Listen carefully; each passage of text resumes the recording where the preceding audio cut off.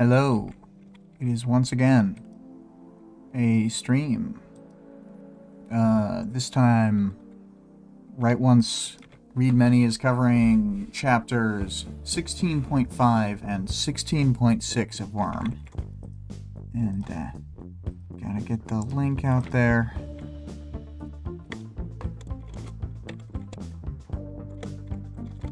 As we do. Yeah, this time, as the audience participation question, it's 16.5. What are your thoughts on the downside? Taylor brings up that destroying the resource-intensive dragon suits means they can't be used to fight the night. And let's get that speed draw playing.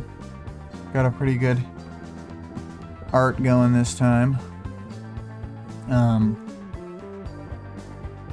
I like that, somehow I just hadn't imagined the Nano Thorn looking the way that Victoria had made it, but I think it looks really good. Like, I think I just didn't have a good idea in my head of what it looked like when it wasn't gray, like because she says, like, it looks like flames and stuff, but I only vaguely remembered that line when I would read through, I think. And, like, most of the time, they still go back to using the gray version, so yeah. It was good to have a new mental image of this scene. Hi to Greg, and hi to Vale. And yeah, it's been a little bit. It may feel longer than normal to Vale for how long it's been since we've had a new art reveal. I didn't really come up with any themes this time. Oh, Vic is here.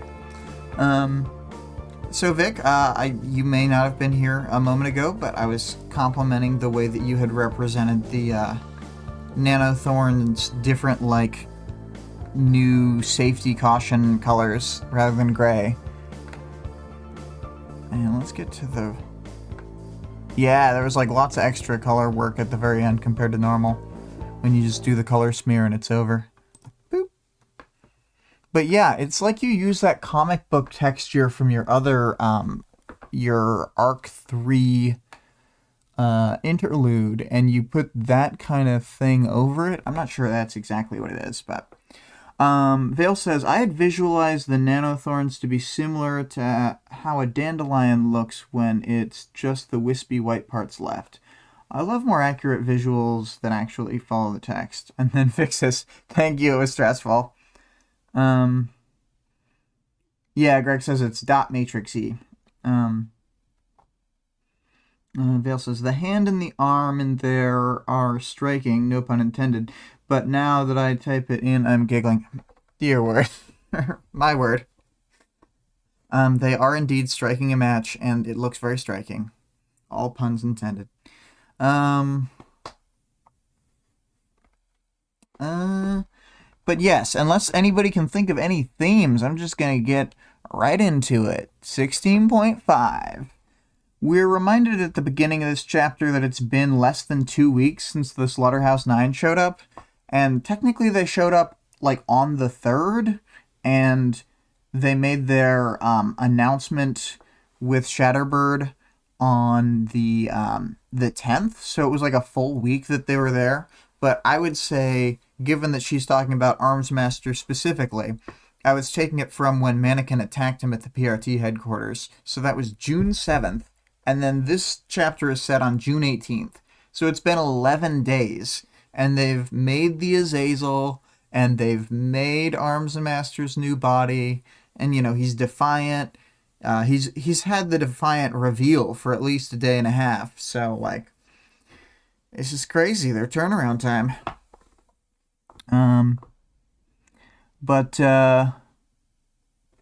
They're fighting the Azazel. She senses it from pretty far off, and it's a super dense build that Skitter doesn't really think she can chew apart with bugs. She's like, if I had all the bugs in the city, it wouldn't be enough. Which I'm not sure if that's true, Taylor. But, or Skitter, while you're in costume. So Skitter thinks she's figured out Dragon's Tinker specialty, being able to seamlessly mix together other Tinker designs. And I am not sure how I feel about this. I don't actually know if I think this is true or if I think that it comes from Dragon being an AI and able to think at AI speeds. Because Taylor, like, definitely doesn't know Dragon's an AI. I think literally at this point, the only character who we know who knows is Defiant / Armsmaster. So, Vale says, is Taylor such a strong character that she can actually be considered a theme? Because this chapter has the theme of Taylor being Taylor. Yeah, Taylor's gonna Taylor. That's the theme.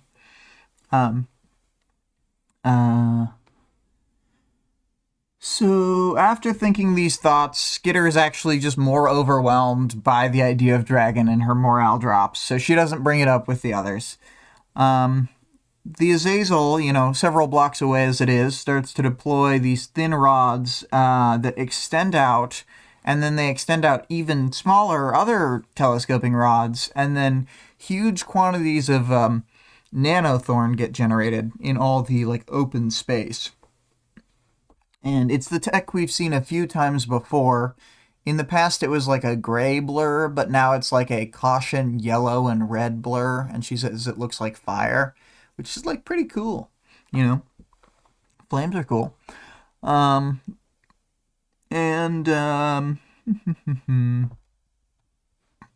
So yeah, it's making all these barriers that's sort of block off several streets, and all their different routes are getting cut off, So Skitter tries to figure out what Dragon might still have in reserve for built-in powers. You know what? In the way that this is a super Taylory chapter, unfortunately, a lot of the really nitty-gritty Taylor stuff starts to get kind of not summary relevant, and I end up saying stuff like, well, she thinks about powers a lot.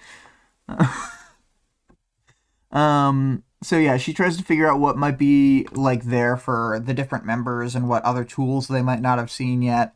And she's discussing strategy with the group for a second and makes what I think is a very good call to emphasize the danger. Just don't touch it. Not even in a joking way. You're likely to lose your finger or your hand before you realize something's wrong. Vale says, nanothorns are tiny. It's right in the name.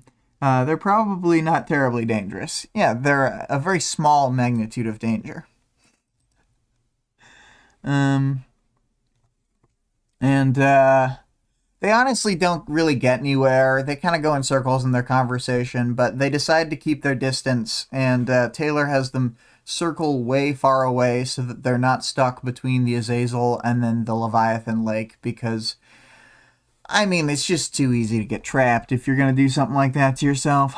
Soon enough, the drone deploying suit, which I believe is the Glaurung, is it's moving in on them from another direction, and it clearly knows where they are because Skitter notices the angle it's coming in at them. It's a right angle, and they're going to reach the same point. So she sort of realizes that they're being trapped, and she has the group turn around, and then they kind of split up by necessity because two of them are individually riding on dogs that are very maneuverable and stuff, and then two of the groups are on little Shatterbird powered sleds. So Imp and Regent on one, and then Barker and Biter on the other, with Shatterbird following along in the air. That's one group, and then the other group is just Skitter and Bitch on Bentley, and I'm not sure which the other dog is, but it all has to do with Shatterbird having very high top speed but lower acceleration. Well, not even that high top speed, but decent top speed and bad acceleration. So, to avoid the continued efforts of the mechs, Skitter has Bentley charge through a storefront to make a new path through the mall, and Bitch follows her through. The area had previously had people living in there, but it seems like it's been evacuated. And the drones are able to zap Skitter from further away than she expected. They're at like a 25-foot range or something, but they're firing from both sides, and she presents a few reasons why it might be, and I like the idea that it seemed like their simultaneous attack was able to bridge the gap. Either way, Bentley and Skitter get knocked over by the shock, and when Bitch seems like she's gonna run in to like save them, then Skitter yells for her to go instead, because realistically, she probably understands that Bitch will just also get shocked. So it's better for her to have escaped. So before Skitter can stand up, Azazel stomps, and it sends out another telescoping rod that releases nanothorns and such, and she's totally stuck. It's pretty bad, and she kind of has to plank to keep from falling the short distance to the ground and just totally dying. So the robot's taking too long to get here, and she yells, "I'm gonna fall!" And then it starts to smash through, because Dragon's like an actual good hero, so property damage goes out the window, and there can be as much property damage as whatever, once there's even one life on the line. So, commendable. And with a blast of hot air, it destroys a section of nanothorn low to the ground around Skitter. So she's safe to move around a little and to like lower herself to the ground and stuff. Azazel starts, like, as a matter of course, covering Bentley in containment foam, and then sort of just standing above where Skitter is, and Skitter begins bantering with the Azazel. This statement is false. I'll go with true. There, that was easy. So I figured this was from something, but during the audiobook listening, then Greg pointed out that that's Wheatley from Portal 2. I was like, I knew that from somewhere. And then we're reminded that the two drones are there with Azazel. They're just sort of hovering around its above it a little bit. And Skitter thinks through a bunch of options and power stuff, like, seriously, a bunch of paragraphs. It's like good stuff. It's good writing. I'm glad it's there, but I just don't have a lot that I can say about it, And so she's like, don't suppose you'll tell me how to defeat you? No. Or your self-destruct code? No. What if I told you that you were putting a human life in grave danger? I have no reasonable cause to believe that. And then Skitter starts telling his story. It's the kind of like obvious lie that's like super obvious, but there's like a 0.001% chance it's true, And she's making up new details on the fly to just fill in gaps. She does not sound believable. Imp has a new power. Cameras can't see her, and, she was too far away? Well, Trickster moved her into place. She could be literally anywhere. And if you move, you'll be killing her. So you better not move.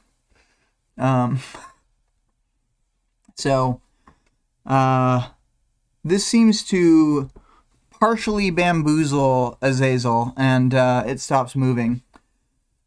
So she's going to use a match to burn the nanothorn, and sort of narrating aloud what she's doing to the Azazel to gauge its reaction. She says that she's like getting her matchbook out, and as she's doing and saying these things, it can't really move to intervene because it's partially bamboozled. And she thinks to herself, like, what's going to happen when I burn this hedge? It's just going to spray containment foam on me. So, she sets up nets with the, like, thicker silk cords that she prepares beforehand for, like, a bunch of cape stuff. And this is pretty effective. After a minute or so, she's got the nets in place, and then she burns the nanothorn, And that's where we're at now, is where she's striking the match, as previously indicated by Vale. And so it burns away, and the containment foam starts spraying, and the nets are actually really effective. The bugs are starting to get thrown off course and stuff, but she has just enough, like, sort of power over it that she is... she knocks one net each into the two drones, and it gets them like stuck enough and off balance enough that they just sort of crash into the ground and are stuck with a bunch of foam to the ground.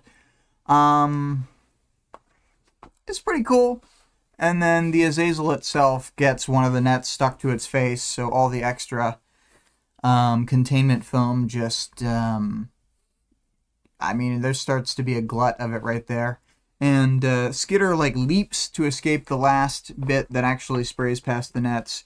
And then it gives the Azazel a chance to use one last thing. It fires one of those time-stop grappling hooks that we saw from, like, Arms Master in the Leviathan fight, for example. And it grabs her, but it only takes a minute or so for it to run out of power, and then she's able to escape. And Skitter signals the others to join her. They don't say it here, weirdly, but she... after the page break is going to be like, and I told Imp to stay out of sight. No reason to let them whatever. But in her initial message, she's just like, get back here. It's a kind of a weird way to do that if your intention was to, like, 1 minute later be like, also hide Imp.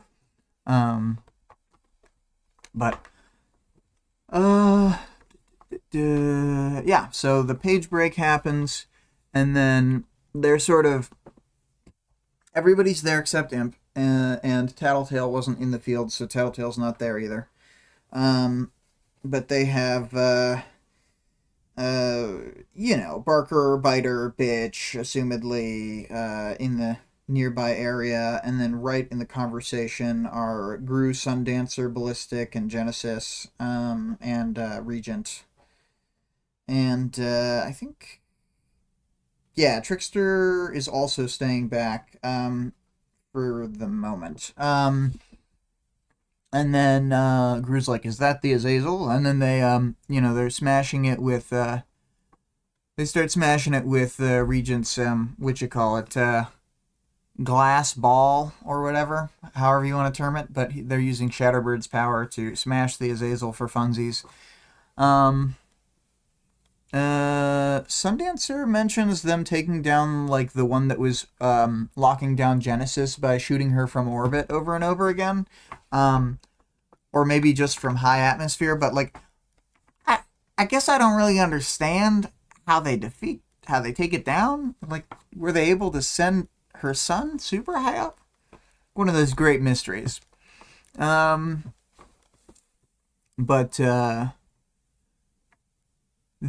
Bitch says that their group took down 2, and by took down 2, she means the previous fight with the rebuilding one that probably built itself again. And then, at first they think that more reinforcements are going to show up, but then they get a call from... oh, and then they before getting the call, they use Sundancer's son to mega burn the Azazel and just make it slag. And then... this is where my audience participation question comes in from, because of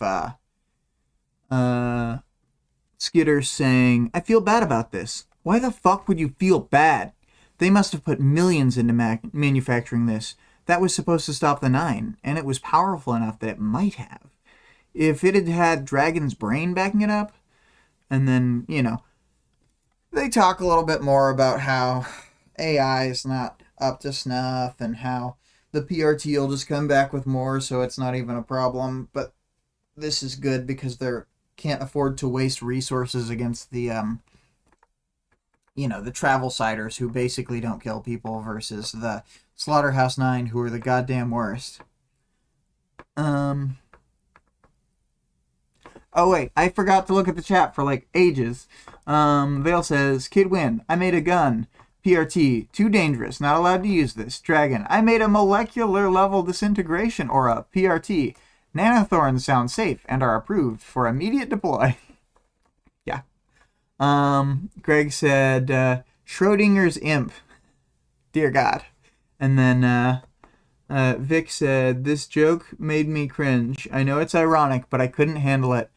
I guess AI will never be as smart as a person. Yeah. I don't know how I feel about it.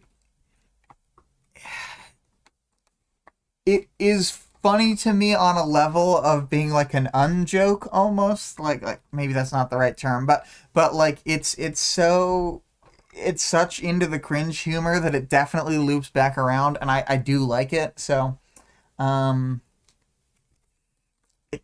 it's just Taylor like being right for the wrong reasons. The only reason the AI isn't good enough is because the other AI has restrictions.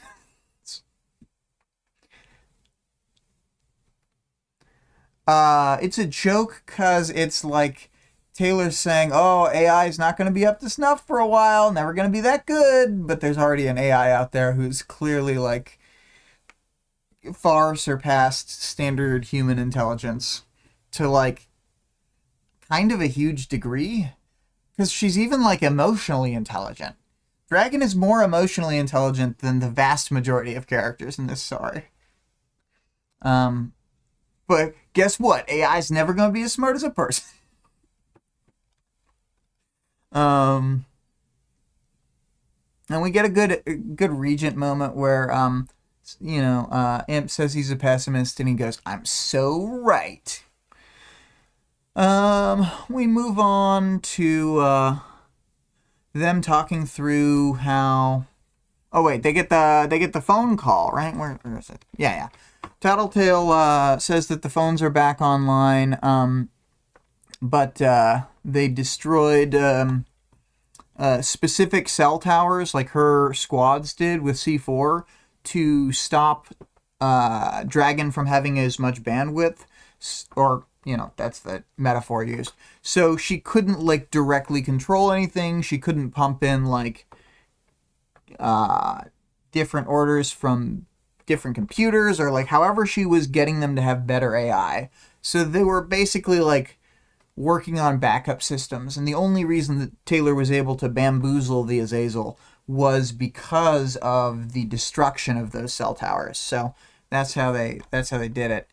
And then with that, the Protectorate has pulled all of the dragon suits out of the city because of how much like financial damage was done.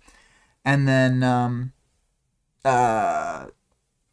they talk about how like none of the big heroes like are going to be there in the next few days, and their boss has officially decided that they've taken the city. They say, the city is ours. The city is ours. And they say like, no going out in costume or I'll shoot you. So probably bad. And it's phrased like a joke the way that Tattletale says it, but I feel certain that he would shoot them. Because, it's Coil. And then they're kind of like, wow. Wow. That's crazy. It's we really did it. And then, I think it's like a shock to Skitter that they're kind of like, we're this successful. We'll talk about it next chapter a little bit, but she's just sort of stupefied. It's great. Vale says, she didn't know it was incorrect. That is more a theme from chapter... That's more a theme from chapter 1 to 303 for Taylor. Yeah. Every chapter. But final chapter thoughts. I think it's another cool one. Vale and I had an interesting conversation about this chapter, about how like some of the details just felt off with, if I understand right, with the way that Taylor tricked the Azazel. It didn't feel right. and so that caused like sort of negative feelings toward the chapter compared to other chapters. But apparently this has since been sort of assuaged by rereading the chapter and stuff.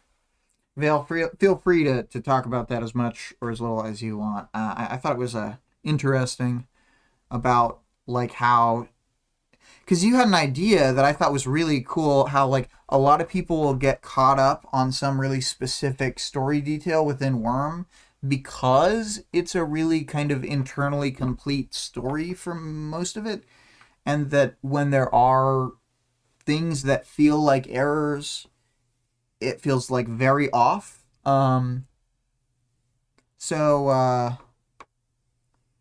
Yeah, Vale says, yes, it stuck out for me on first read, but subsequent reads, it doesn't really bother me at all. Yeah, but I liked what your idea was about how, because the story is tightly constructed, it can lead to this, like, problem where people feel like there's a hole in the story, and it's, like, a huge block for them.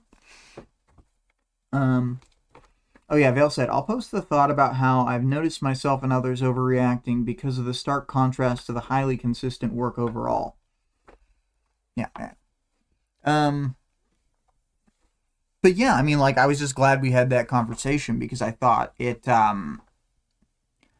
the way that you had thought about it, I had never really thought about it before, but I, like, know specific examples of what you're talking about. You had even mentioned, like, the more much more mainstream Worm podcast, We've Got Worm, and how Scott got hung up on containment foam being too powerful.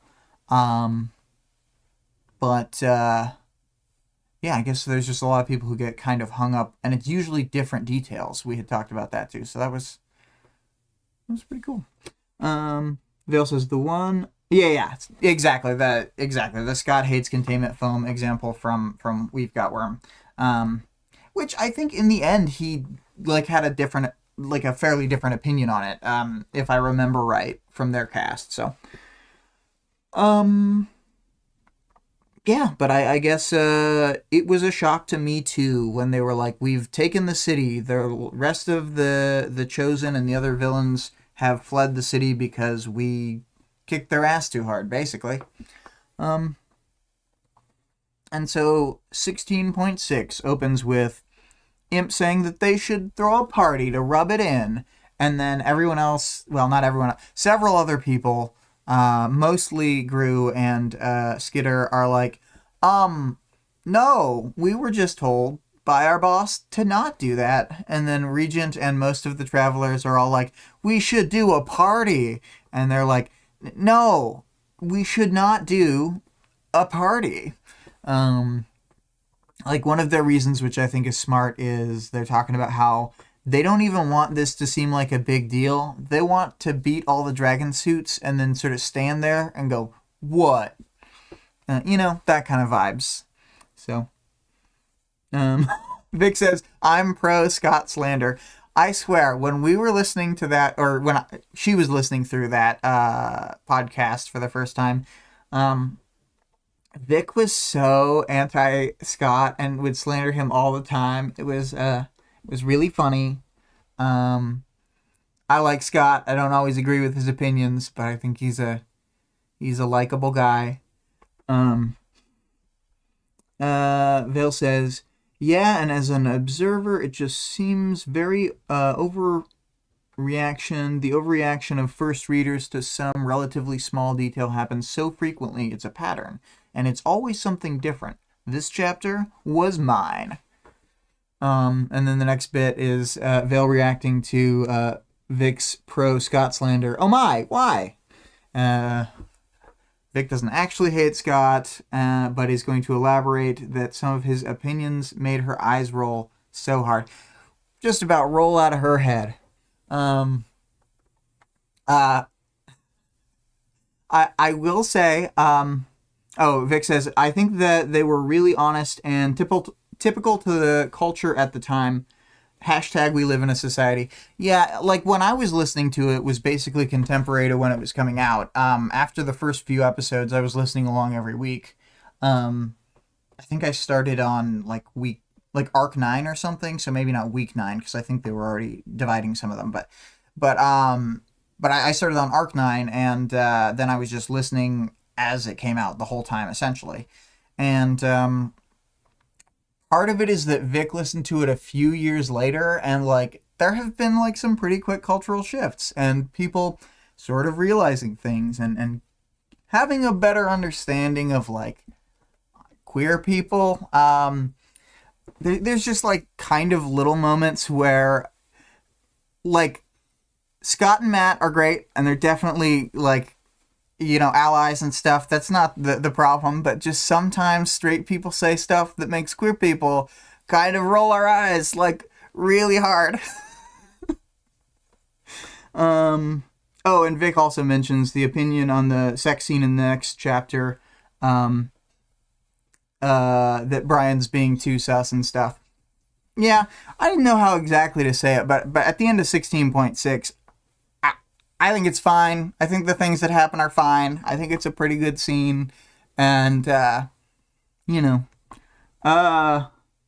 says, wait, now I'm worried that Vic is sitting rolling eyes every time I post an opinion. Is there an eye roll emote you can use when I'm clearly wrong? There is, in fact. It is the emoji labeled dull. It's the best eye roll emoji, but and as far as symbols go, oh, but I guess emoticons would be different. We'll have to come up with a nice little emoticon. But getting back to the chapter, where was I? It was. Oh, yeah. They kind of, they go back and forth. There's good banter. I really like this little section. Genesis is walking around as a more or less, like, just her but can walk form, which has got to be great to have, given that she felt so specifically bound by the wheelchair.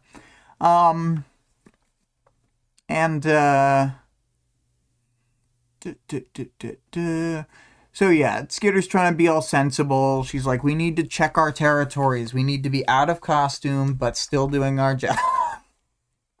And then, Imp and Gru have a fight, because at first she thinks he's being super controlling from the party thing, which the party thing is just totally fair on Gru's end. And then he says no TV, which she takes as like kind of an order, but he's just pointing out that there are no television services right now, so all the channels will be blank. And then this is when Regent's like, hey baby, come over to my house, I've got DVDs. And then Gru's like, nay, do not go to Regent's house. And this is when Imp actually uses her power and storms off. And given that she used her power, Gru can't remember what was happening, and they all get confused. They've lost the thread of the conversation. And then Trickster's like, well, we did it. Good work. And then they all sort of go home. Trickster's gonna go confront Coil. Genesis is wary about this, but Trickster's like, that's why I'm the leader. Or, in the words of Shadow the Hedgehog, I'm the coolest. And so, Regent left, and then it's only Bitch, Gru, and Skitter left in the conversation, and then, Bitch figures out that they're dating, and then they admit to her that they're dating, and then, Skitter's like, you want to come on our date? I know that, people ship us and that, whatever, but you want to be a third wheel? And then she goes home because she doesn't want to deal with them. She wants to be with the dogs. And then it's like an awkward moment because Gru's like, do you not want to hang out with me? And then she's like, well, that's not really it. And so they do hang out. There's a page break, and they're back at Skitter's lair. And you know, they sort of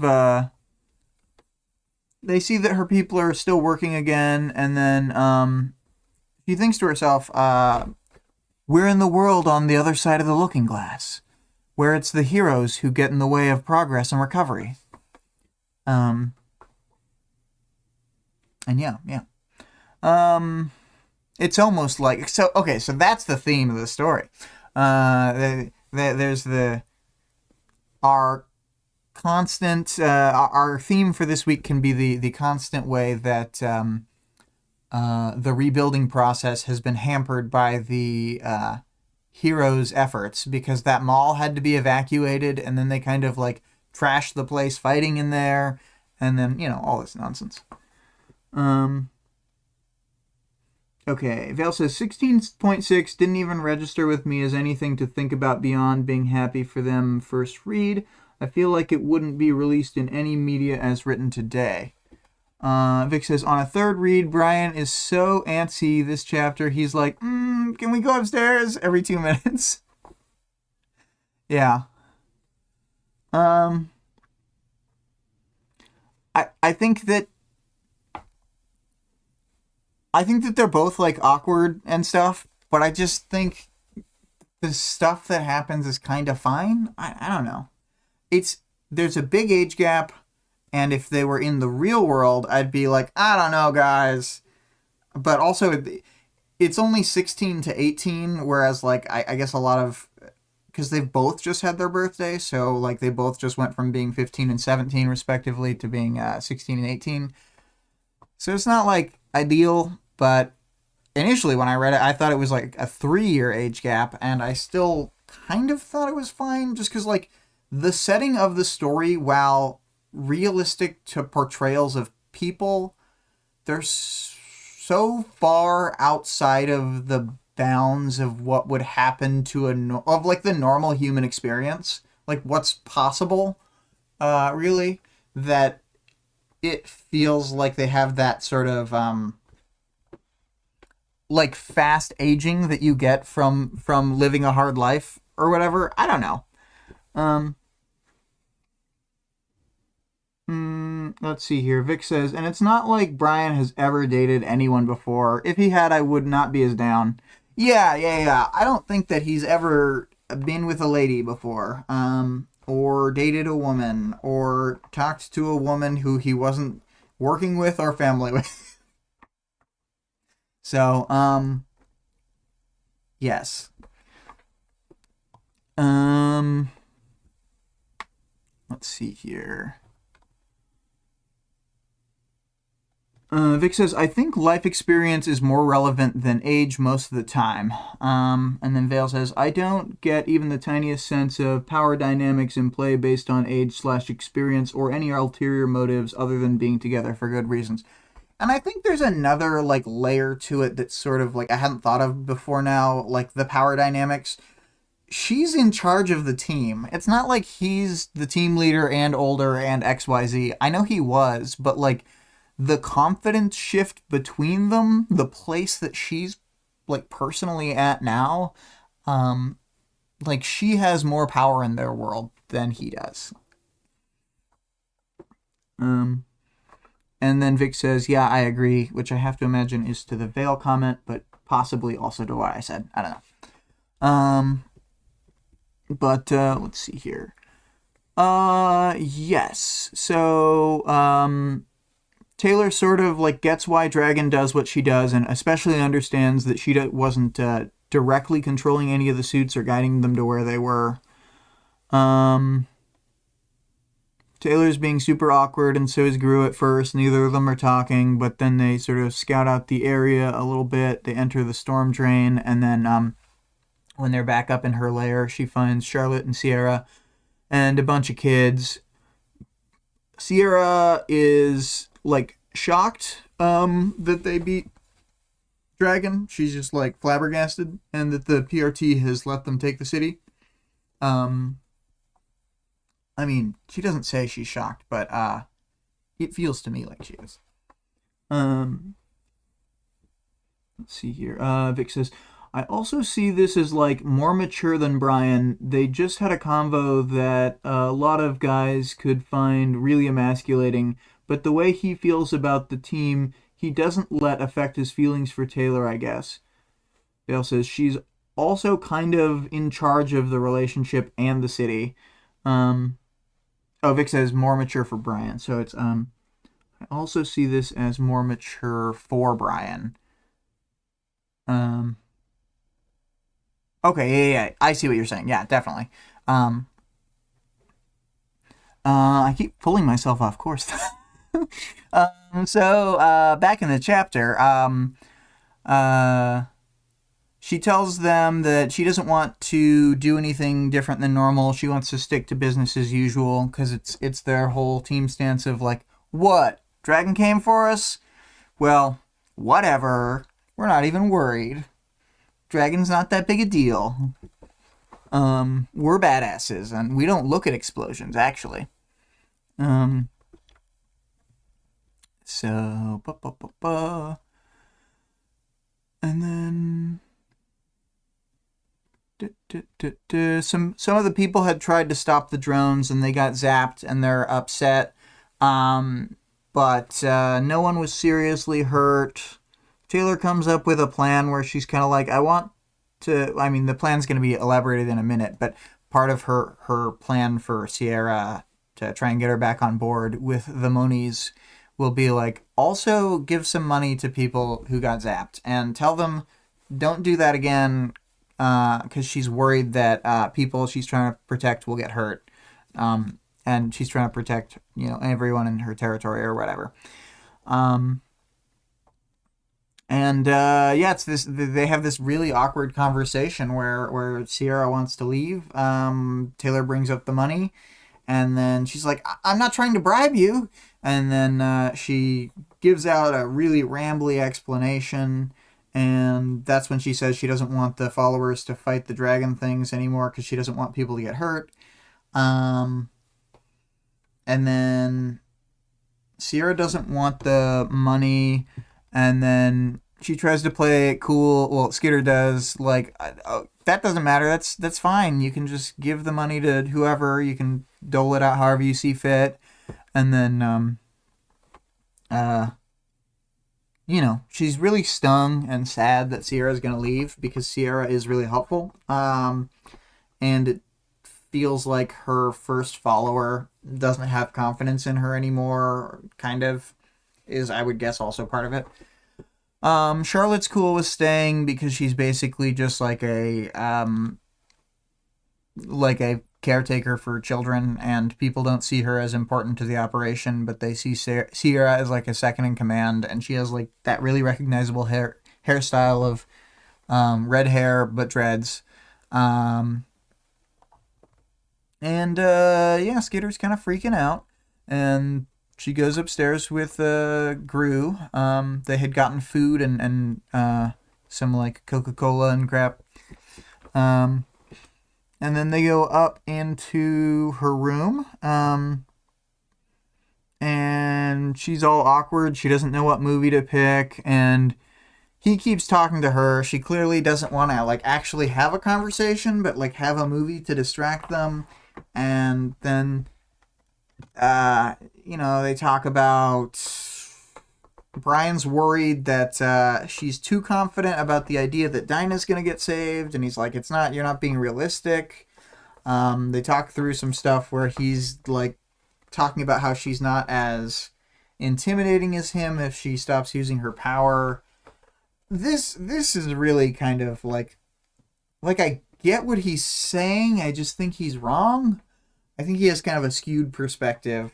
He says that like people would avoid him coming down the street and they wouldn't avoid her. And it's like, if they were in civilian clothes, maybe. But given that they know it's Skitter, I don't know. People see her as like a freak who they shouldn't get anywhere near. Vic says Brian is just being insecure in this scene. I think he's just sad that he's awkward. I also think he's sad that he's awkward.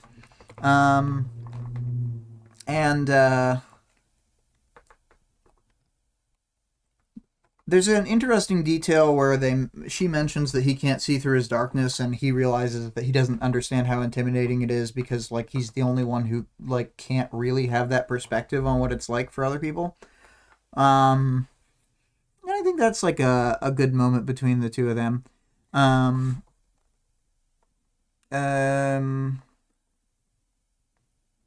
They talk about strategies, how they'll get people, and then Taylor's all like, I guess they're Taylor and Brian now. They're not Skitter and Gru anymore.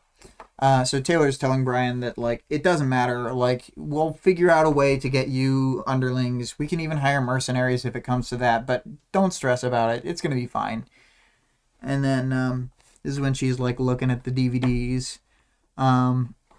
He switches things back to the topic of leadership. He says, going back to the earlier topic, the subject of leadership. Being in charge. And so Taylor didn't want to talk about this. And they sort of hash out that for the time being, she's probably going to have to be the leader. And then she's like, we will make you the leader again later when you're ready. And then, I think we all know that that's not true.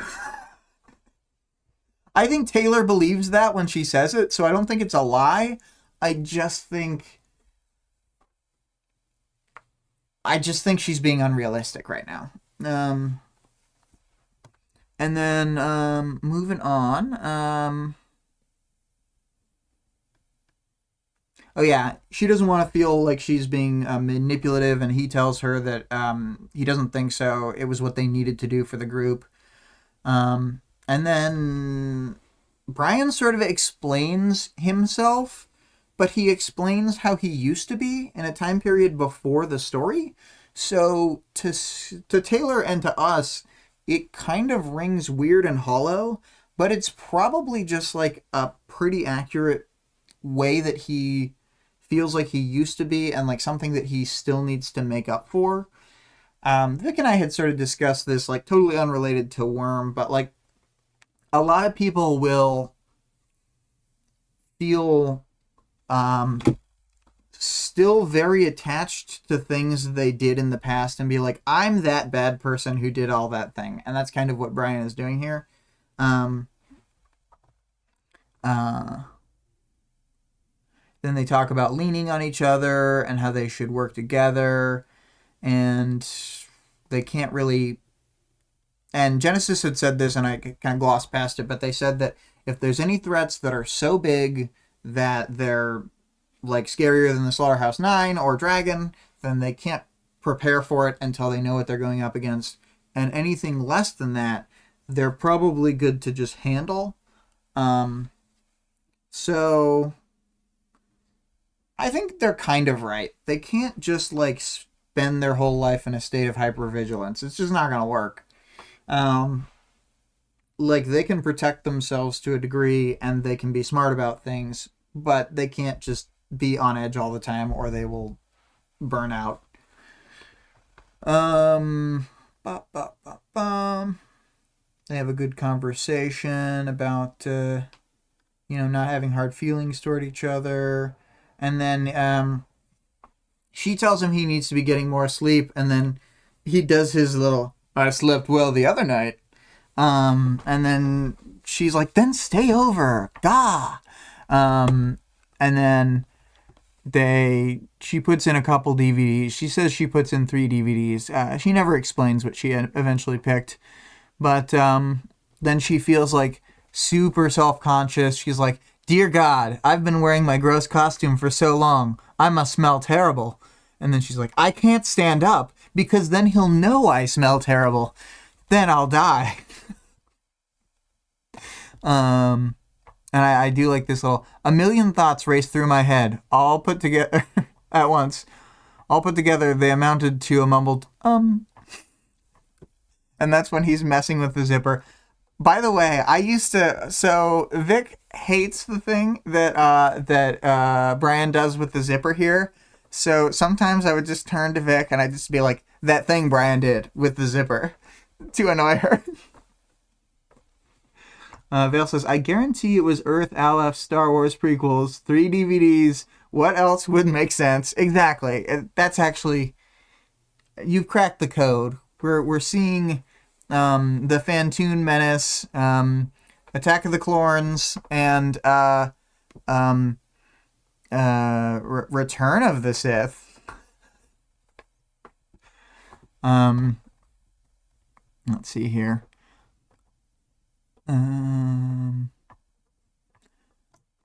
So, you know, there's he's getting a little more handsy with that zipper and touching her back, and she can feel his breath and stuff, and they don't really talk it out, but they just, she's kind of giving him the okay. She's just like, let me get up and turn the lights off. And then instead he uses his power, and she's thinking, ugh, this wasn't what I wanted, because she doesn't want him to see her. Not like she feels uncomfortable because there's lights. It's like she's body conscious. But then he starts kissing her, and then she's into it, and she doesn't give a fuck anymore. Vic says, they're so teenaged.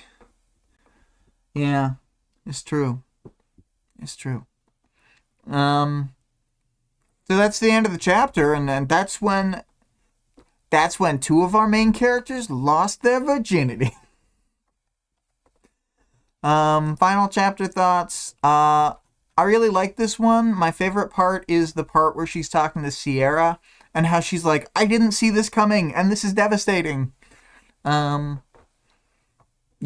I just think for whatever reason that part's really, it's just got all the right stuff. So that's my chapter highlight. I don't have that much more to say. They're sort of more of an official couple now. They were trying to be like boyfriend girlfriend, and now they're like hooking up and stuff. Vale says, lucky for Brian, she didn't disagree with the direction and used the last of her matches to set him on fire. She tends to set things on fire when she disagrees. It's true. And, you know, to quote Kevin, who has been on this very stream, give a man a match, and he'll be warm for a moment. Light a man on fire, and he'll be warm for the rest of his life. And, you know, I couldn't help but think of Kevin's famous quote when he said that. Firebugs approach. Yes, as soon as the zipper's happening, then little torch wielding cockroaches are gonna walk up. She wouldn't do that to Brian.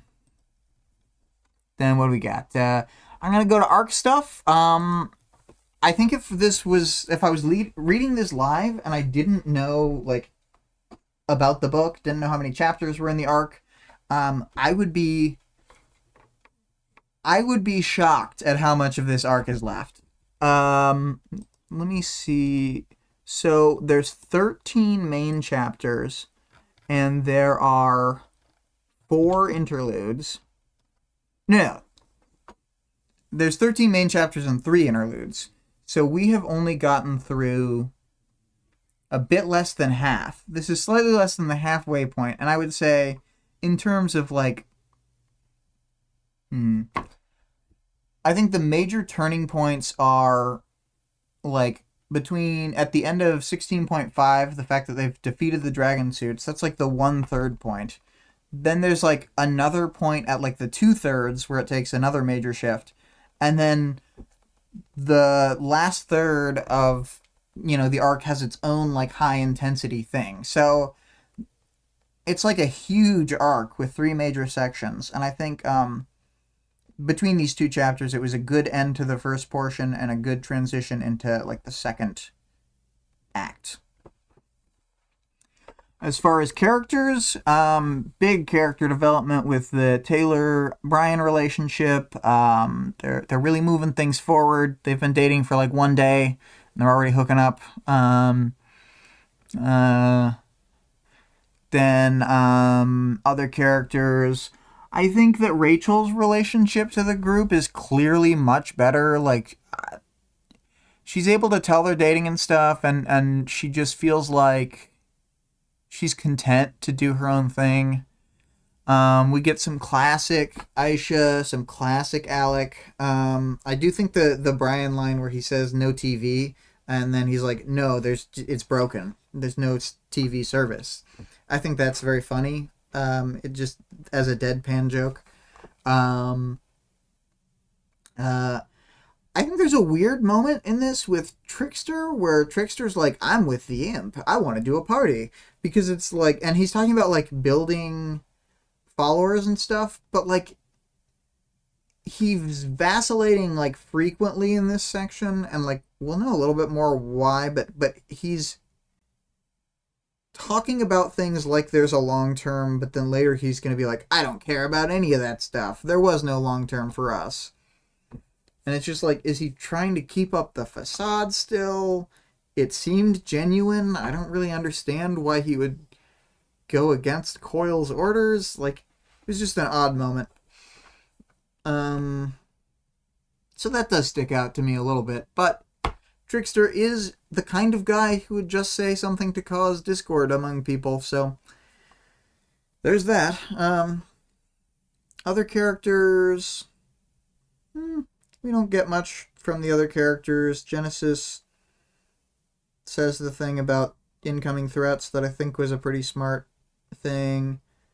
Tattletale, pretty smug on the phone. Classic Tattletale.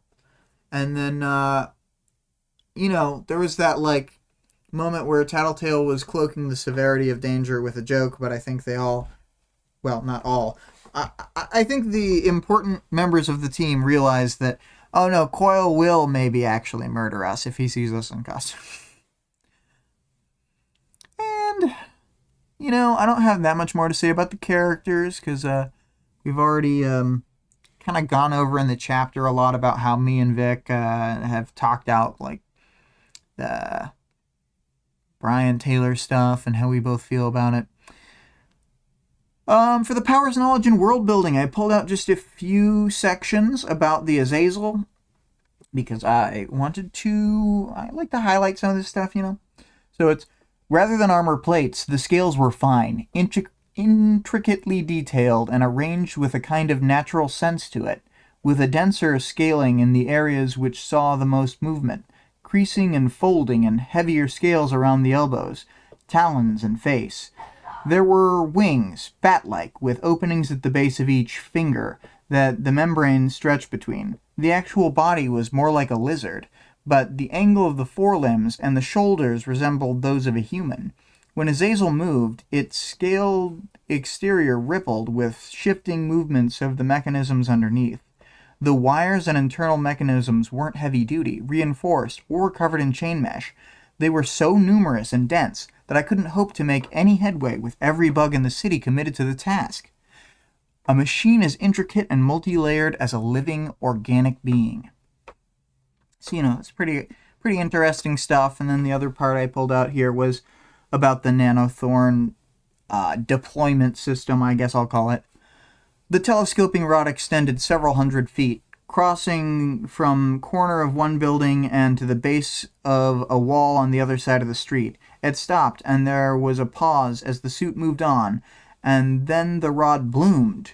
There wasn't a better way to put it. It expanded, unfolded, the rods of metal peeling open like a stick of bamboo, leaves and shoots unfolding over milliseconds, and the final stage, what I might call the flowering, was familiar enough. That's when, like, the Nanothorn activates, and the flowering would be the only portion of the process that would happen on, say, the halberd or the knife. And I didn't pull out the section, but she mentions it being caution colors, as I discussed earlier. And as for other world-building stuff, like the fact that they, like, took the city for real and all the other villains have fled, that's some world-building. Pretty good. They have moved the status quo from where it was.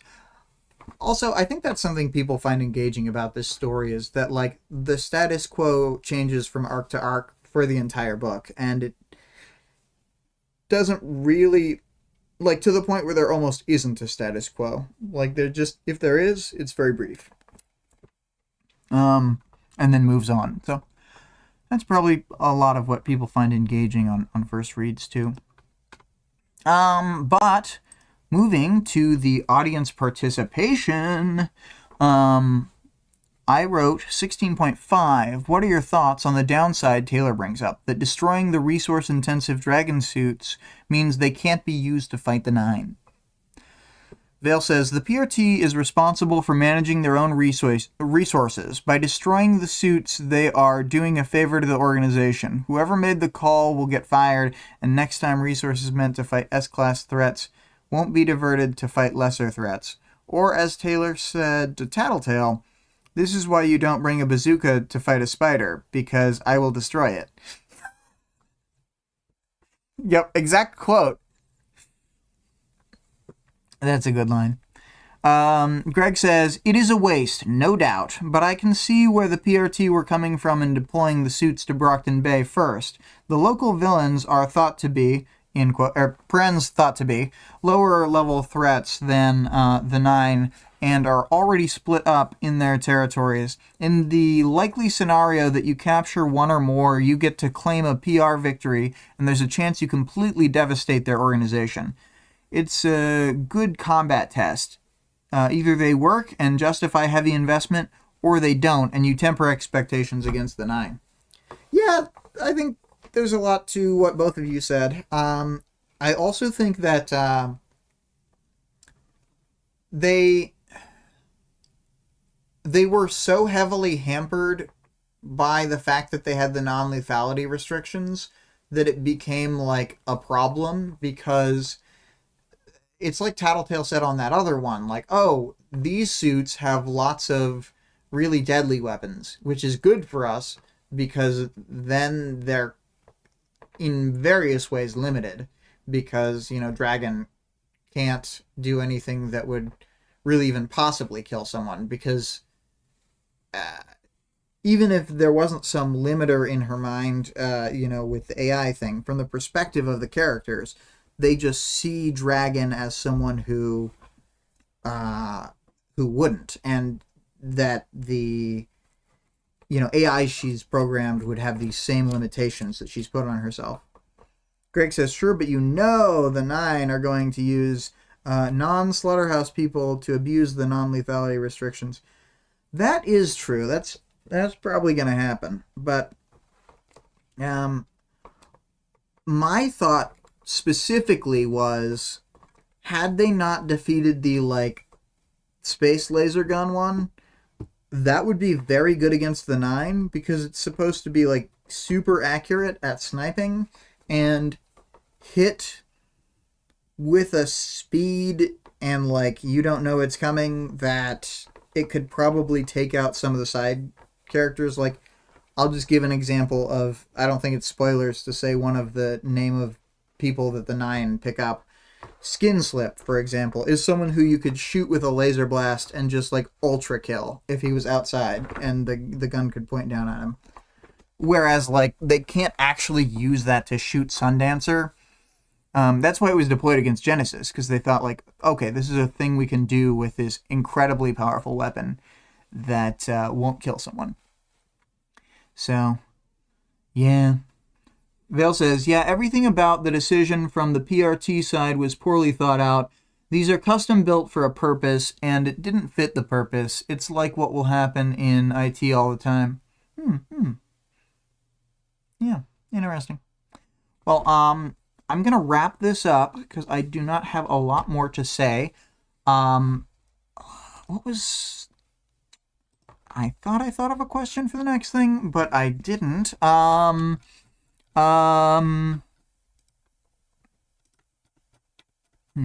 So the next one is the Defiant chapter.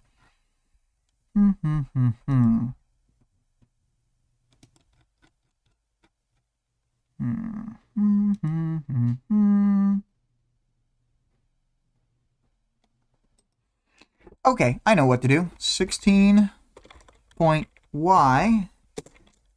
Discuss Defiant realizing that Dragon actually did have a trigger event and is actually a parahuman, not just a super smart AI. Boop. Just any thoughts on that, probably. There's a lot to, do. And then Vic's sub-question, because Vic will be on this episode, is discuss why Defiant is better than Arms Master. Nailed it.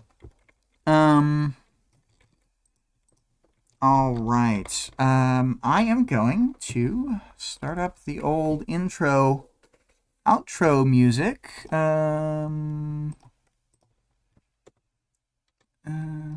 Vale says, it goes against the old saying, 2 hands are better than 1.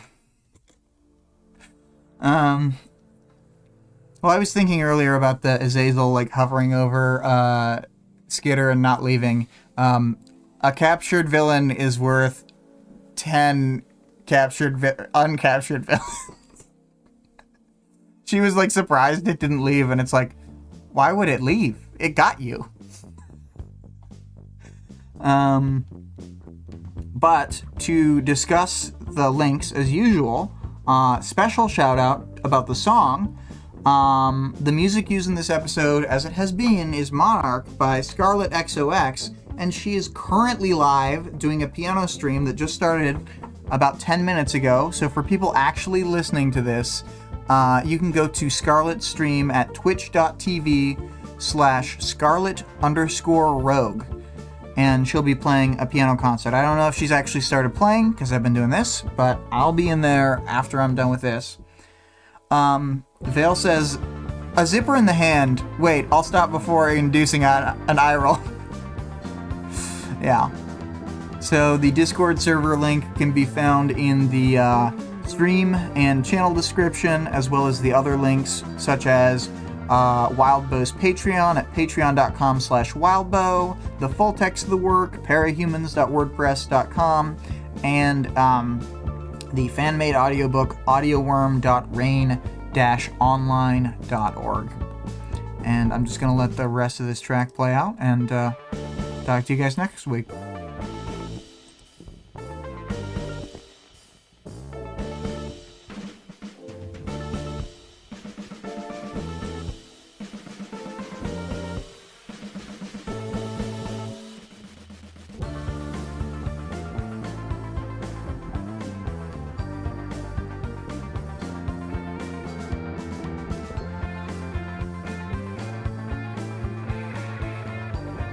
Last minute shout out to the take cares and buys that we got from Vic and from Vale.